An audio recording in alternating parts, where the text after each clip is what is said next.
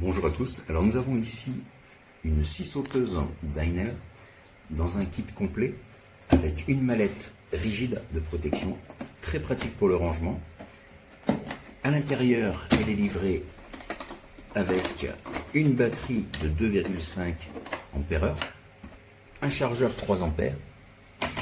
Vous avez 5 lames, alors il y en a 3 pour le bois et 2 pour le métal. Vous avez également un pare-éclat qui permet de faire des coupes en limitant les éclats autour de la zone de coupe. Et vous avez enfin un embout pour aspirateur. Alors c'est très simple, hein. Vous prenez la scie sauteuse qui est là, voilà. Et l'embout vient simplement se glisser à l'arrière ici, jusqu'au contact, tout en bout. Voilà. Et vous démanchez le tuyau d'aspirateur ici. Alors c'est vraiment très efficace, hein, ça capte beaucoup de la sciure, ça évite d'en mettre à peu près partout. Pour ceux qui manipulent les scies sauteuses, c'est quelque chose qui s'avère très très utile. Alors vous avez ici aussi un écran translucide qui permet de bien voir la zone de coupe et d'éviter les projections vers l'avant. D'accord. Alors le pare-éclat, lui, vient se fixer à ce niveau-là, en dessous. Vous voyez que vous avez une molette, un guide lame, ici, qui est bien pratique parce que la tête manque un tout petit peu de rigidité. J'ai un petit peu de jambes latérales, alors ça pourrait fausser un peu la précision, mais avec le guide lame, c'est bien compensé. Alors ici, vous avez le réglage du mouvement pendulaire, puisque ici la tête, vous voyez, peut bouger. Alors bien sûr, plus la lame est inclinée en avant, elle va faire des mouvements comme ceci en coupant, ce qui va vous donner une coupe plus rapide, mais un peu moins nette. Hein.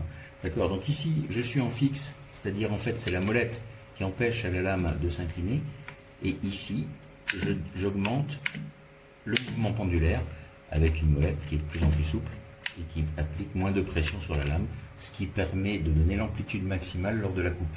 Au niveau de la profondeur de coupe, j'ai un mouvement de coupe de 20 mm de profondeur.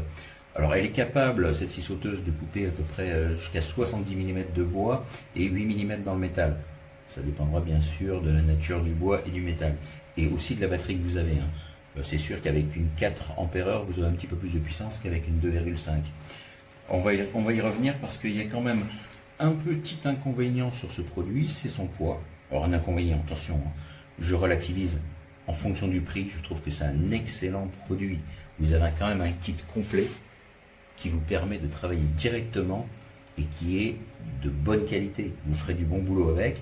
Pour des coupes occasionnelles, je la trouve parfaite. Alors, au niveau du poids, elle fait toute seule comme ça, alors avec la lame de scie montée, telle qu'elle est là, sans la batterie, j'ai quand même relevé 1663 grammes. La batterie 2,5 ampères fait 465 grammes, ce qui amène quand même le total à 2,128 kg. C'est un peu lourd pour une scie sauteuse. Alors l'avantage, c'est que ça donne une bonne stabilité. Donc, quand vous êtes sur la planche en train de couper, ça vous permet de bien guider votre scie sauteuse. Par contre, quand vous faites des coupures sur les bordures, on sent un peu le poids. Hein. Sinon, au niveau de la batterie, ici, il y a un truc important, c'est que ça fait partie du système PowerX de Heinel. Donc, vous utilisez les mêmes batteries pour tout leur outillage. Toute la gamme PowerX, vous pouvez partager les batteries. Donc ça vous évite d'avoir à racheter 50 batteries à chaque fois que vous voulez acheter un appareil. Vous n'achetez que l'appareil et vous utilisez vos 2, 3 ou 4 batteries sur tous les appareils. Ça, c'est vraiment un point très important. Écoutez, sinon, vraiment, très bon rapport qualité-prix selon moi.